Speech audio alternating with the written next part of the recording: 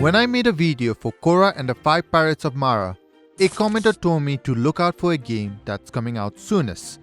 Few months later, Keymailer provided me the key to review the said game, Mika and the Witch Mountain. Truth be told, I made sure not to look at any details about the game.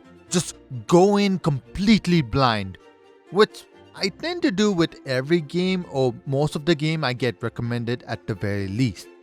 And so, when I tried the game, I wasn't disappointed. And also I was. Let me explain. First of all, let's talk about the elephant in the room.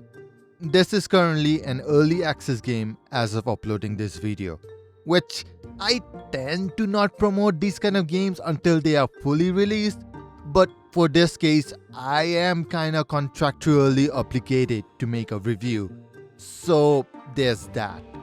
That isn't to say this game is bad or terrible. In fact, I had fun exploring the world as Mika, the young witch who is learning her ropes as a delivery service. This reminds me of a certain Ghibli movie, and they most likely took a heavy inspiration from it. And I am actually surprised no one has made this game beforehand, or none that I can recall having a witch delivery service. The characters are pretty unique.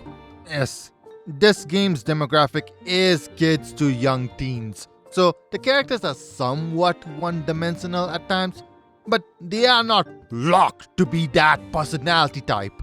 They do have human interactions and personality, but some are heavily stereotyped, at least in my opinion. The game is pretty much, you are a delivery girl, you have a package, don't damage them and get money for them. Green sticker means no damage, aka money rewarded. Yellow means some damage, aka no money rewarded.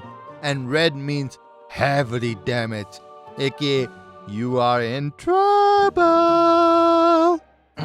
Exploring the world while delivering is so much fun. And look at the scenario. It looks beautiful and so fun to explore. Keyword: looks.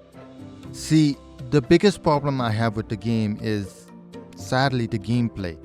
The control when flying is very wobbly, so instead of flying and exploring freely, you are just making micromanagement because you don't want to damage the package, which is creating unnecessary stress for what should be a relaxing game. And while I'm at it, I am not a big fan of platforming. The air current feels slow to boost you upwards. Moving forward and these fast travels are fine, fun even, but the upstreams feel slow and breaks the flow at times. And well, platforming and traveling can be a pain. It doesn't help that the jump button when you're on broom feels useless. It does help, but it definitely doesn't feel like it does, if that even makes sense. I get you need to improve the broom and move forward in days to get better abilities and capacity and whatnot, but my goodness, it can be a chore to deliver and go back to home point just to get new quests or something. Sometimes I get lost because the map isn't overlay UI and accessing it takes time.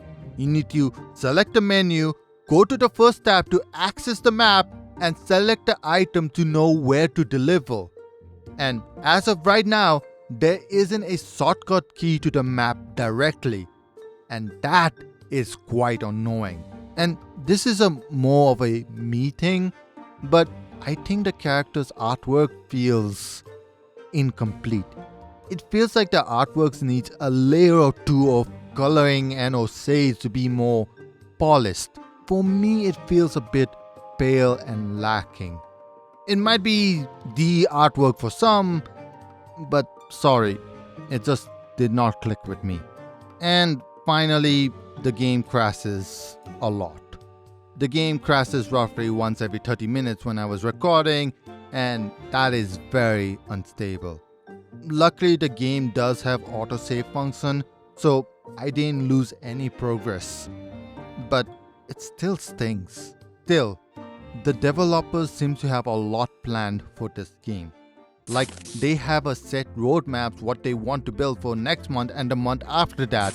And currently in game, the finding of artifacts, orbs and mascots are rewarding when you explore places you want to explore. And I can see this game getting better and better each updates, which needs better tweaks and gameplays and other departments, but I digress. As of right now, I cannot recommend this game. However, I would say to put it in your wishlist. This game has potential, but currently it has so much flaws to, well, recommend. I do want to try this game again after it's fully released, and honestly, I cannot wait to be the little witch you deliver packages around the islands because it's relaxing.